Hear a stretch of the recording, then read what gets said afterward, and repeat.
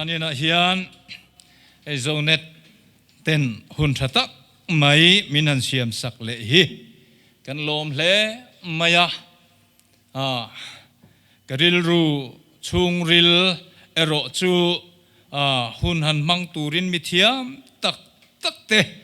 pathian mi man tak tak te kara lo din chua ve chu ti in karil ru ero hi chu azam thin khop maya amero chu pathian ina hetiang anga ni kaltlanga hun thatak mai kan chang hi kalom em ani zanina hian kan hun kan thupui atana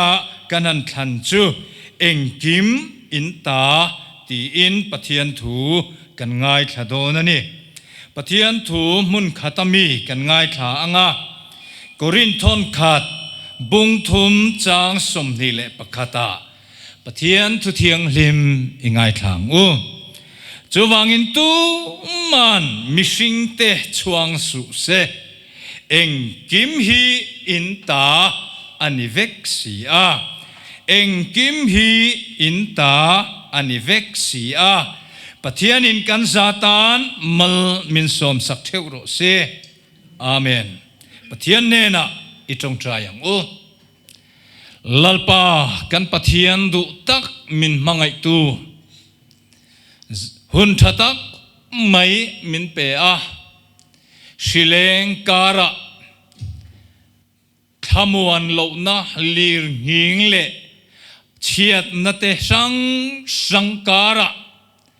hun thatak mai kan nei theya wangin kan lom ema inena lom thu kan sil chene eng harsat na kara hian lalpa email eng moi tak kan mu theina turin chung tinte mimal tinte thinlunga tharau mit minti varsakla engkim inta ti thopui hian to thinlung pohi dengin chun sela tu nen pohi theng sela kan du emani chuwangin lalpa kan nena i tharau thiang limin mal min som sakla i ro puina min mu tirla tharawin min chel tlatang che hun seom taka kan ding mek lalpa chung hun seom le harsa le topic nakara hian email chia hi kan ta na damna ni chuwangin lalpa kan nena tharawin thu min soi sakla i ro puina hi khongai takin ron puang chuak che lali suwa krista mingin kan dile amen ole zanina kan thupui hi karil ruwa alien khop maya soi chuak thiamila kati ema ma se ka soi chuak thiam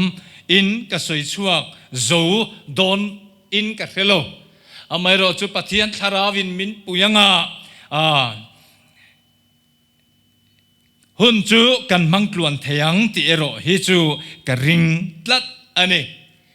ole min siat angkhan nat na seom tak paltlang kani chu min siat puin ka ringa kum sang ni le som pasari kum tir lama khan kan nar kan nap engeni jing kan thua nap kan di ta khan thisen hi alotel thin ani chu thisen lotel thin chu kangai hi athalo san lova shitlang na tak katuara ka ingai maya achan chu kum top lama kan kem na new champhai kha kong lai thar khulutuk ania tin chuti kara chuan akhu ema avot boxia sigri kan aya mei khukara shitlang hi natak thuk takin ka veitu nitura ka ingai vengot kha ania amairo chule kan nu ne na engemo chen kan zepa ma se kan nu kan sil chu kan nu ngai thalo maya khai hatia doctor ne na min suaya doctor zorengi kanan panta kan nu ai in doctor zorengi ngai alo thalo le zuala ti chuan biopsy te nan la a cancer ni hi ka in ring lo ema cancer ni tura hian ka in ring thlot lo hi ani bermai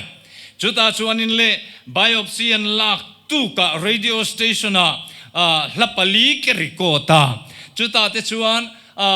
mi te nena athok tu te nena te khan hei kanar biopsy la a khor chung te puala mi tu thala ka ngai te kan tia kan nui hamani cancer turin ka in ring lo ani amai ro chule result aron chuak ta doctor ne na kanan machon chia mai chu cancer ni ka in rin lo awang khani in ka ria kan doctor chuan radiation ngai ve ni hi minan ti chu radiation chu enge ka ti hu maya ka avek ni hian ka heta ta chuan in le kan nu nen kanan ho chu kan trong klem dun le maya kan nu chu khai zam re su lau re su pathian omalom pathian in kim hi in ta ve kal ni ti elom cancer te po kan ta ve thovalo mole katte kan ti kan nu po chuan engtiamin changlem lo chuan ati ringot maya ti chuan in kanan khenga rongte kanan bol chupa ka cancer chu tu ne na ma po han soina tu hun kha akolem lova amero chu ka thian pa ka kova speaker ka rong bol puithin ka kova he ka result thalo tlat maya cancer ka lo ni ve reng mai ti kan thrila ta chuan thui po kan soiman lovani po chuan trong trai tu kan mamoni chu tia WhatsApp group an posta dar ta huk maya ta chuan in le kan ka chung te ka unau te tu ma po ka hril ma in cancer kani chu kan seta sup maya atok zenga kan upa in kongkaron ki kamenon kaya thova ei chanchin kan lo sia aron tia engtin ngei sia ta te kanin tia kanin zot leta chuta chuan kan upa chuan trong trai na mangta au mek lai midang anon lu je la alo kala piangan trong trai ti chuan trong trai zo ton hong ati khan kan in chu trong trai na khat ani tarengot mai kalkat kan kalma kar khat chung khan kan in chu kan khat vika in leng an khat vika mi ten minron thamuan ani kan in chu trong trai na khat min thamuan an thamuan na trong kam te ka tan chuan thamuan na hi atling ngoi maya cancer ka in rin lo awang khan cancer ka ni ti min sil po chu kala in pom chiang lo hi ni in ka ria chuta chuan lo leng te chuan phaien kalanga khol thain an lo enang cheunga chuta chuan i cancer le lo anti mayang i melan ani la cancer mel poi pulova eng ma harsat na mel i pureng reng lo chuan cancer ni lawang in cancer ni lo simang ananti te kha engeni ka oi maya ka pom maya cancer awang chuan ka chi ai buai lo ni te hian ka in ria ni kanu pui po chu trap lupa ka ne ma zo kani chutiang te chuan ka hun te kha kanan mangkha ni ta chuan phaya chuan karle chia kanan kal theng thata kalkat amri hospital kanan thenga chuta chuan engeni ENT specialist kanan in minlo en ngala kholtha in minlo en tangei renga nasal endoscopy anti chu chuan kanar chung chuan enta khola henalang chiang me thala ka polang chiang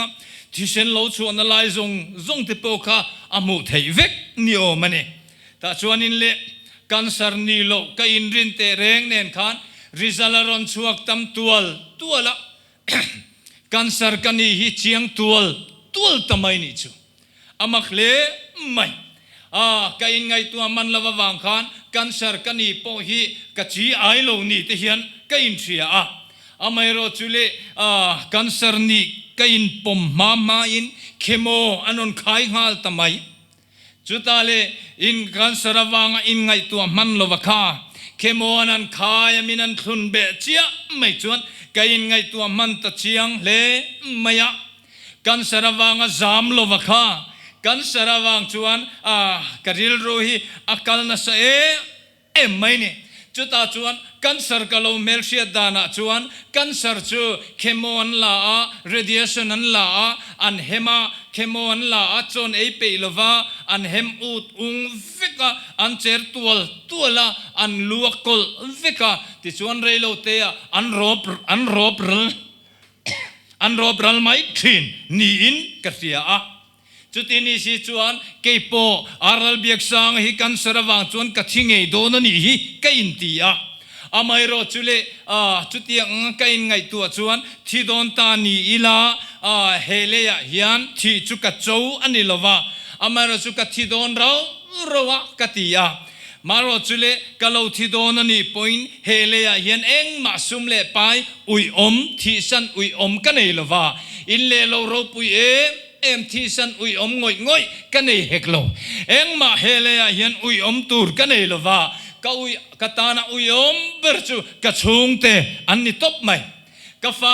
chuta chuan in le lo le eng kim mai en kol turin kanu puya ka ring to kani ka fa te en kol tur point ka ring tok lutuk kan nu kha amairo chule ka fa te hi nakin zela eng tingen lo ta kang apa athiani chuan chumi chui shem apa thito kha anu hawa kha anan tianga kulaya mei thai fa pa kha mei thai fa nu kha anti to don ka ngai tuana an kal chhota engang mi ziange anni don ka ngai tuata na akal char maya kha ka fa te pathum kan ngai tuat hen chia chuan ka ngai tuana ding ta chai mai eng tingeni tang ka fa te hituna chuan an lafel zugle muam rui thei tila po an lafili mani thei in khom ro uti po ngai lavinan la in khom an la phur viau amma ero chu ka ngai tu na lo chu engin nge ti phurta kan siat lova in khomanan kalhi an thian tene na in mu na chang na rem chang mai awanga phur nge in an chua san dona wanga an phurna mai nge eng phurna in nge suai eng rawin nge suai ti kha ka hetat lo chumi zona chu chang tur chuan ka ngai tuana hian thil tam tak alo lut ka fa te hi tuin nge zilta anga ka fa te tu nge thutha silta ang tuna yan uai meina an zil anti ang chi te hengo tani chuan mo nun thatle hi ahar le mo ti te kangai tuana oma zil to pa anei to lo chuan ka fa ti hian wai mein an zil ni la thlenganga vdp nan zil ni ala thlenganga nun kong dik ai chuan chiat le zuana po an lakal zel mai thei ti kha ka thin lunga hian alo omta chun mi thil kangai to chuan mo kamit tui hit la ta zoi maya mel siat lo kara cancer kania wang simero chuan nasatakin ka boilo ama ero chu ka fatin nun kan ngai to hun kaltur kan thir khan ka boi ta tlat mai ne kamang ang ta tlat mai mel siat lo nam dang kara kapuan chuan ka in khuwa kamit tui hi atla zoi mai kahani nena kafa te zil turin mo kafa te thitha sille turin mo chuan ke mange khakanin ena khemo voi khat min khai sak ringota po kasam hian potila til thot maya zunzung tura kan kalte chule ka ke te hi pen a hartlat ka ke hi tleu tlat mai ekting e kafa te ma thutha hi ka sil ta kang ke chu ka thime ani ti hi kanuna khan ka omdana khan achiang mai ka faten minti lime em thina ka chung kuaten minti lungoi em thin kha ania amairo chu ka faten nun tur hi kangai tua hian he aral biak sang thin lungchung hi abuai tlat mai ne chuta chuan zona le khaton pathum na bung kha cha som palia ka fa te thuta kaliam an omaliama lom na sa ka nei loveti himo adik lutuk khovel thilamo akoto pakanom to chuan kan fa te khovel thilan hlotlin na ain lalpa an hlotlin na hi alo poimo zok dai alo ro pui zok dai mai hi lo ni ka fa te hi thu taka an omem he zo na hi ka chang theilo ma se ka chunga zo na a om si nakin loka chuan ka fa te hi ka in chung ka thi san to nuwa chuan he in hi aral biak sanga inani hi anu puile fa te nom ka thi to nuwa chuan mei thai in nani to don chu in chung chu mi te neng tin nge ka thi nuwa henan soi chun zomang in chung i rui na in chung hur na in chung duam na in chung in sual na in chung unaw te u eng hinge kafaten an mabak nita kafaten len huna katia masela kafaten tlailo keima hikalo tlaizo katave turina minon pania thenchuan katlayani ti hikain setatat voinia yan unaw te u ngutakin ngai tuaro zuanin bubung lo te jackson ti bubung lo te mol phau ta kasual ko nga ken pen lawa wang ten fa te chunga lung oi a ol khop ma amai ro chu nau tu ka fa te thuta ka an om ti ka sia ta liama lom na na sa ka nei lo ve ti tluka thuro pui a om reng reng lo chu ta chuanin kakal kathi san to chung kwa chu engang chung kwa nge niang o tia mituine na kain ngai tua mek lai chuan mo lal ahaba ka ngai tua chuak ta lo mole e lal ahaba lal ro pu ni saingo in te sa khopi ro pu tak mai te din pathian in Israel te lalata na siama aro pu ema aro pu te lul nen khan nu puyatan ama chi puile pathian mi engeni ama pathian biak ang beve tu nilo ringlo mi fanu namdang pathian betu athangta zidonolal et bala fanu zezebelin nu puya aneita anu pui chuanin le thuam chomatan milem pathian te aron chomluta bal pui thiam te ron chomluta aseri te ansiama ama lalahabange point bal intesa bal pathian te po abeve ni in asoyin pathian biaka in milem pathian ten lo beta at no puinen po chuan khovel thila midu am le pam ham lo ni in nabotha grepuan an it ngoi akha nabotha dota puin dotinan pua tichuan antiluma chun nabotha grepuan chu anchu saktani khomotui ta chuan nabotha chu athita aboralta poi nasatak mai kha anti aloni reng mai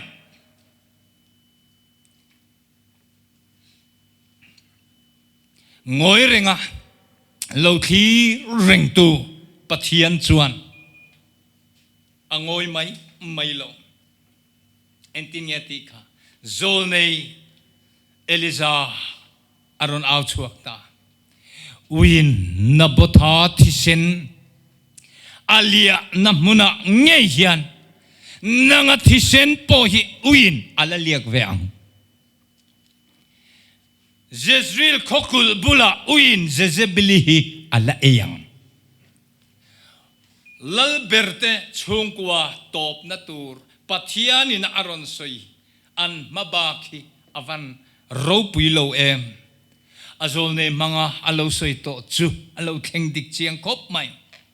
asuria hone na anin do na muna lalber ahaba chu kalum ania chuta chunanan kaplum ta athisen tulai lira chun tam takabua chu thisen chu anan silfaita nabotha thisen uinalia namun nge ya chuan sakor tulai lira thisen kai po uinaliak ta lal bernu pui Jezebelithi dan tu raron soi te kha kul atangin anan pai chuak ta chota chuan pona kula te chuan ain so banga te sakor tola lira ta chuan Jezebelithi sen te chu ain phu sen ngei ngoi mai nakina chuan lalnu lalfanu ani kha zom takin vapum vavui ro vapum ro anantia chota chuan in le anvakal na ya anvazonga anvaena ma se aruang lom tu reng alo om tolo uin alo pudar vekto hi alo ni o now to ahaba hian fapa somsari aneya afapa somsari te ka anman khoma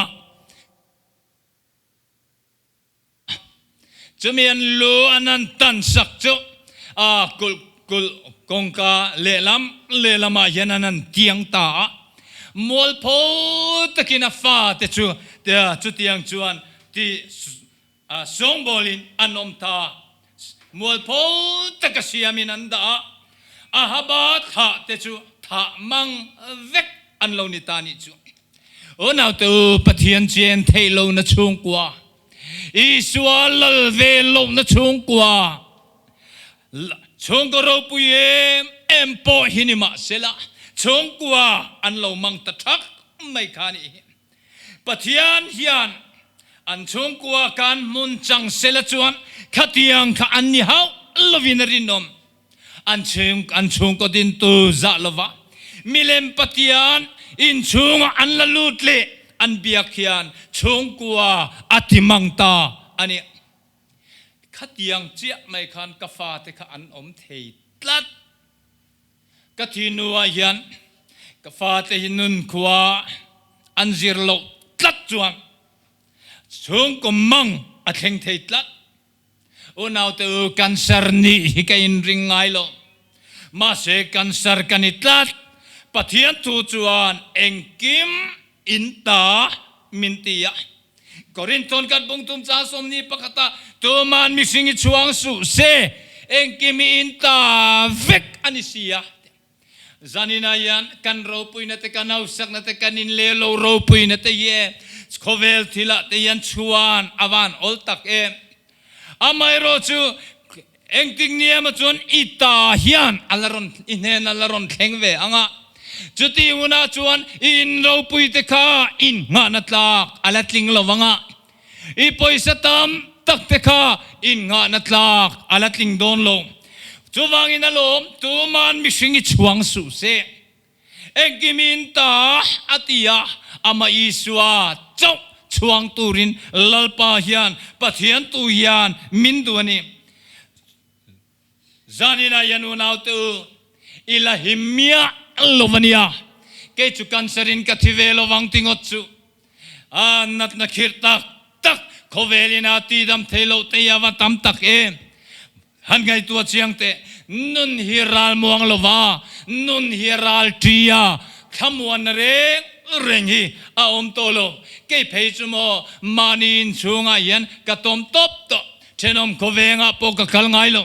chutiang chu kanun hini top to mai zanina hian unau te han ngai tu chiang te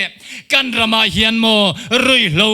awang hian rui lo le kai noi awang hian thalai rual te himo an thi suau mai ni te hian ka ria ruang an char ain oklum a odi a chutiang khatiang avatam tak em eng te eng wange ni ta ang zanina yan nule pa te ho te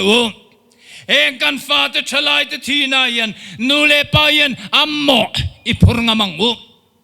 ammo ilang ngamang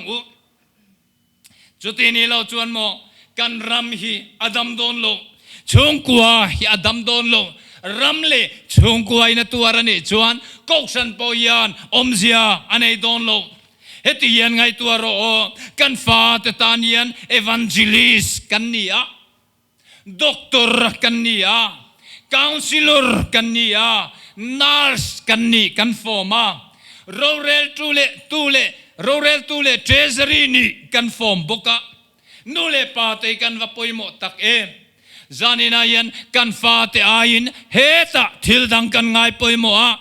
กันชงกว่าอินเฮจะทิลดังกันง่ายปอยมัวอปอยมินกันกษยากันฟาเตเอตัวกันเปอาสิเลเฟนกันเปอาอันมาโมทิลตัมตักกันเปมาเสอันนุนชงริลรัวกลัดเอ็งวังเงียงอุณาตูเฮาสักวังชงริลนุนรัวกนกขานาอามโลอินเลโลรูปุยเฮารูปุยนะโคเวลินะโคเวลมีเตปะมีเตนันโองอยขปะดูอมเลโอมนิมาอิลามกันฟาเตฮีกันรูปุยนะจังอินอันนุนชงริลนกขาเทยอันนี้มีอะไรจะมีในวังส่วนหงุนตะกินยังไงตัวเต็งกันฟาเตฮีกันมังไงโอกันชงกัวฮีกันมังไงโอกันฟนาวเตฮีกันมังไงสุมเลปายเอเลบาร์ตุยจอกจงนุงจอกจังกันนาเองโมมาลำกันปนักันทันวักลายฮิยันกันฟาเตฮีนุงละมาฮิยันกันกัลสันมายังตีฮีละอมตะกันเนจุดยังกัทินลุงละอมลายจวนเลียนโดวัตอูนาวฮิกามิทาอันโลลังะจุดอาจวนเลียนโดวัตอูนาวข้าอันจันจินเตกันเชียอินกะเรียจุดอาจวนเลียนโดวัปปาอธิยาอนุฮวินันอมาอันเรเทเอมาตาจวนอันเรเทเอมวังเตปอนิมานาอนุข้าอลนุลาตัดลัดมายาริลรูข้าจุดอาจวนอินเลขมีริลรูลุงเลงไม่ขานมิควอลตังวาลโลกัลข้าอามุตัยตัดลัดไม่เนี่ยนี่กัจจุเลียนโดวัตอูนาวเลงอันรอนโฮจูอันอินชุงอันลูตูร์จวนอันนูอาอมตะโลเองมาซิลเฟนเตปอจูโลรัวกตะหวยไหมจุดตาเลเลียนโดวัตจูหอยกวลวัตไอเอ็นวัตชุงกว่าซงอินชุงซงค่ะอันเอ็นตานิค่ะจุดตาจวนอินเลอันนูอาอมโลอันมูจูเทนอมพุตรเนนาเฮียนกับปูกันนูฮิคยังเออมตีนันจดจุมีอันจดพุตรินาชานนัจูเฮียนเลียนโดวินูคานมิควอลตังวาลค่ะอาอุมโฮตานิค่ะอาลาวตีอันนี้โมกับปูอูมิลกันละพักอังเอ็มเลอันตียะจุดตาจวนพุตรจวนตลานลีระอินตลานจวนอินละพักกังอาไม่รู้จูลุยปุยอินอันกายมันนี่จวนโตสูอัติยะจุดตาจวนเลียนโดวจวนอันนาวอากตาลิตัวเชียลโลกาลโรเลอติยาตาจวนตัวเสียละจวนตัวอูจูอาจุยตาอันตลานลบไม่อันตลานจาร์ไม่นักกินจวนตัวเสียละฮาลุตุกีกามิทาลลันดานจวนอโคเพียนวัวนังะฮาเอ็มเฮียนตัวเสียอูเนน่ะจวนกฮาลุตุกโจลังอติยังอทโลยังอาไม่รู้จูอาอูเลียนตัวจวนตัวเสียลโจลมันกันนี่โลอานุเต็นลุยพยันกันมันจวนกันเทยโตโดนโลอติจุดตาจวนนาวจูกายตานปุยจาร์จาร์ไม่อากาลปุยจาร์จาร์ไม่จุดตาจวนนินเลลุยพยันวัดเฮงตาจุดเอลายจวนอนุเลมิควอลปาจวนลุยปุยอันโลกันเมคีอโลนีอาจุดตาจวนอนุจวนเอาตากันโนมิลลงากโรตีนันอาวะตาจวนนินเลเลียนโดวันโนจวนโอ้มามาที่ขานินได้กายเทจวนรอนได้กายรู้อันตียะเลียนโดวันจวนอได้กายไหมอาไม่รู้จุเลอันเอาตัวเสียละตันขาลุยขาเลียนลุตุกาอได้กายโจเวตโลจุดตาเลอันโนจวนเฮติเฮียนตีเลียนโดอินาวขตุยานำทาละนังจูโลกัลโรอติตาเลียนโดวัจวนอันาวตัวเสียละอามังไอเอ็มจูอันเอนะจุดตาจวนนินเลอันาวตัวเสียละเลอันนูเลอาปัสสัลตูราทันมิควอลปาอันเทกะอันนูเลอาปาบุลาจวนบุจังรุมเลซาอาโอมัง anau ne na anuan zui lovani chuan eitur an nei lo don an buk thin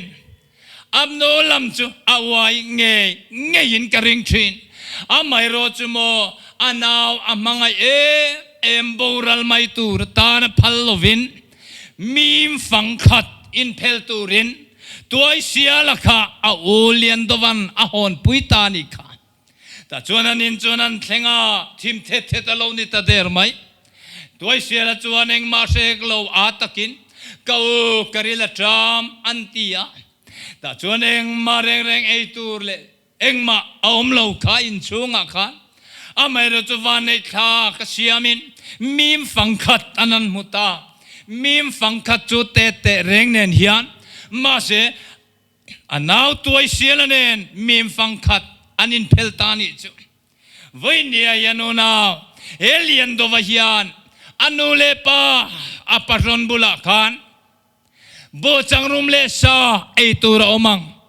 nima sela anau ne na rethei kha thang ta zo kani voinia yananin ngai tu tele o nau tu khovel ro puina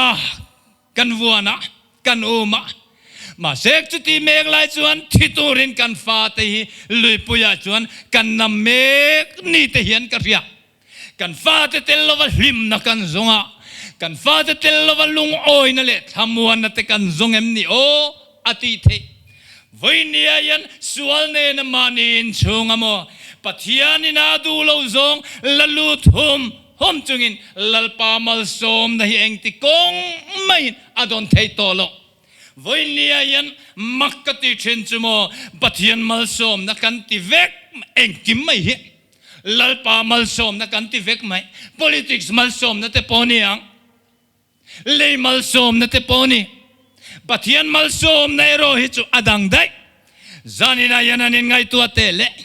pathian mal som na kadongi lo ti thin te kan en lete enga tinge ruina in chungani enga tinge tana in chung enga tinge mangana in chungani te pathian mal som na chuan mo mi hi andamasin mi hi an thamuangasin mi hin lungoi thinasin imal som na don kanin in lete le o now to keini chuan kan fa te aya bule sa khovel kan thanga kan faten boral na lama min bosan me ani ingai tua chiangangu nu ho hian pa a sum thiang lim lo chumo khongai takin ron la lut lo sa mangche tingoi ngoyamani pasal te bula ti mel te hian an pasal te hian sum thiang lim lo hi an hon karing mia lo voinia yan ko ran nu ten Christian song kwa kan boy puye em lai hian ngot takin ngai tu ro chu lai chu Christian song kwa kan boy pui mek lai hian pathian biak na ta na changkai mia lo Jezebelina lon loilu pui ngei mai angkhan pasalte eiruk emo sum thiang lim love emo chu no poiten lungoye ema lo kuang kwa chung chuan Christian chung kwai eng tin nge alo tin theyang alo ting thei lovani chumini wang chuan nu teu in van poimo em pa a ka fa paduta sum thiang lim lo churon la lut mia su o chuti lo chu mangan nia lalpa kan be sei le kan be sei ngam lowang eng sumbol lo te ron la lu chuan mo kan chung kwa hian lalpa eng tin nge kan biak le ngamang nu te hi kan van poimo tak em isua wang chuan chana avani mel ta em isua kan chung kwa aom don chuan ekim mai kan chan don ava ang ta te to ve ni etro isua chu ava om lo ta si em chuwangin alo miten andulowa nol chin miten isua andulova miten isua anmamo lova miten yan isua inga ma an ngai lova wangin unaw tu chung kwa abuaya chung kwa chu atrapa hurna in chung uire na in chung tra na in chung alo chang ta thi na ni ti hian ka ngai tua chun zom ta zel mai lian do vate kwa lalro puye emai lersia alo kala anero chulein bol dang lama ain chei dang lama thak puyan tia ain vovolte tuta vaivuten in phul pothek thuka ko chua chua akon bolte ro chupangai takin an thunga chumia chuanin le miten pangai in chei na konga po pangai fel ni angalang tur teka anan thangan du khan honze lan honze la amero chu at mel de potheng thung vual tep tup thom no mu mal po hameu lova khachu to amain mi khwalatan an som du reng lo chu ta le tuai sia la chuan a u ina nena ka ko chua khian mi pakhat re thei melve de mai hi a arhantia chuta chuanin le tuai lian do wa chuan tuai sial han kalra han koro ke maniang bokani hi kapu tur eng ma kan nei lova kan me altal ronen ro tin han somro atita chumia chuan han kalta lersia chuan ina chuan an mi khwalta lian do vate in chunga tur tui nai engma aomlo amairo chu lalro pui lersia an ina atheng miawani chuta chuan in le achofun an thetcha mai chule engelo thengta tur tam takbo changrum le sa aron thet chuak tani now to voin nia yan miten helersia mi kualatanan dulo amma erochu liandovate unaw mirethei fasa khan ropuina tan hausak na tan anlo mangta zanina yanin chungkua ka ilo beidong to ngoya kanni hikanni to mayang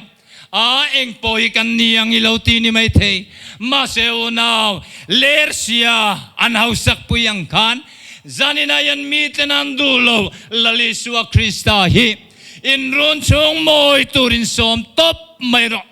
cho poi mo ber engang pon kan chung koi lo bua ila engang pon kan chung koi lo se thin ma ila mo hei hi poi mo ber mai isua chuan fellow afela aretheina abova lungaina paisoina oma sheom naten atlantia santrin chumene wang chuan zanina yan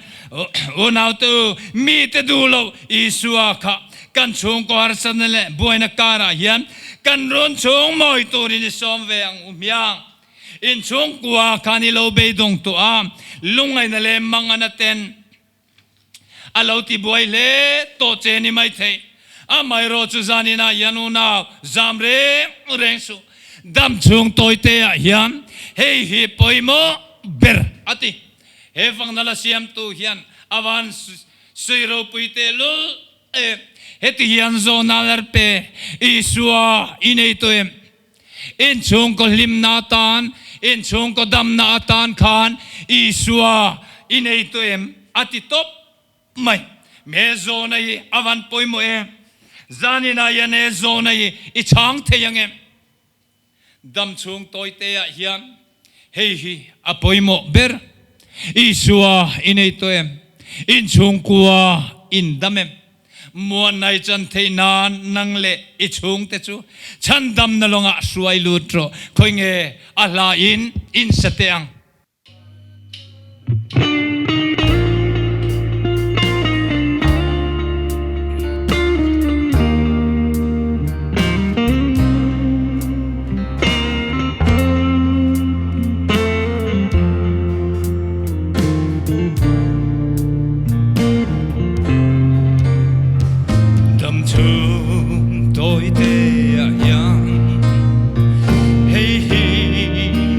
boy mo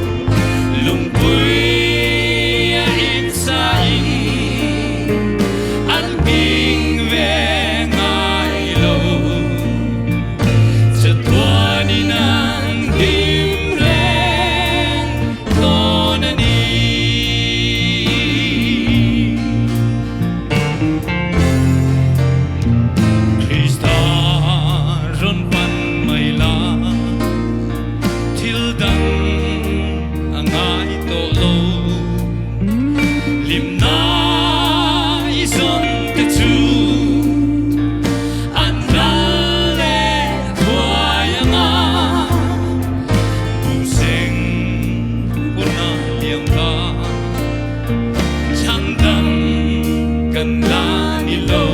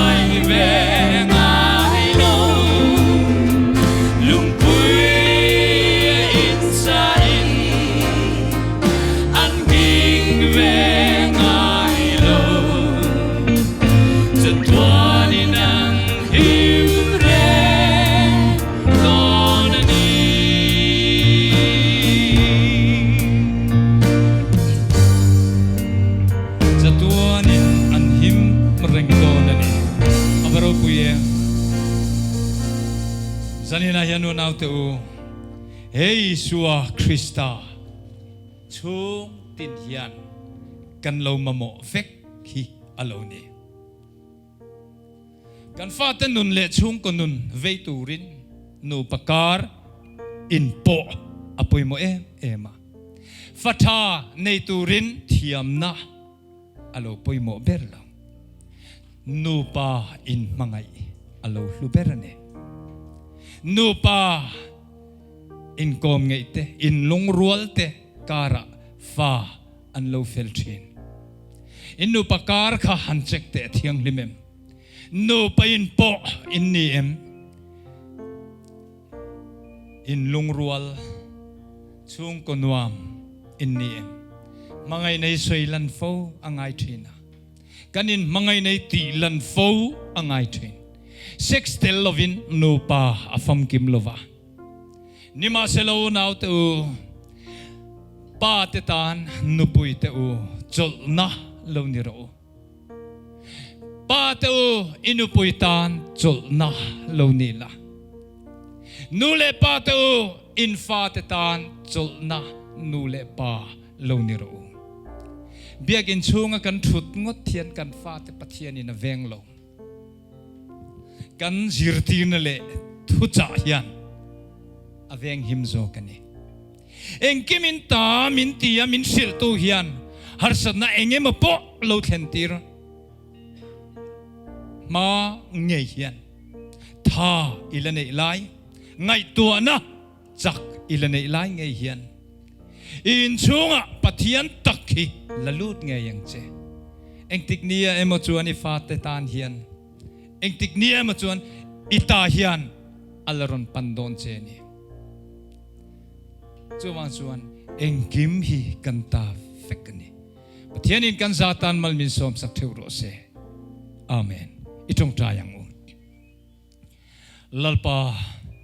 afam kim lovin kan ria kan sil boka zanina hian khang thucha ngai thatu zong te khan an ngai tuana zonga thil lo om te kha sarmon ti fam kim nan min man sakla mal min so mang che lalpa kan du em chu chung kwa trap zoi na se om lo tuarte lunga em damman a om lo ti a indom kun rengte beidong ngoi be sei na reng nei to lo ten be sei na thar an nei theina turin he thu cha tlom takhimal min so mangche I ro puinan lali su Krista mingin kan dile